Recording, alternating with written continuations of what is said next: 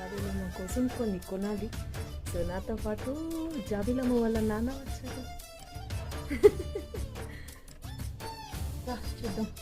ఇగో ఇదే నేను చెప్పింది మా చిన్నదానికి. దీనిపైన కూర్చొని ముందు పెట్టుకొని ప్లేట్ తినచ్చు. పాఠశాలగా కూనలమ్మ జానపదం పల్లె దాటి వచ్చిందా చవళిల జానతనం. ఇక్కడ ఆమె పెట్టుకొని తింటావా?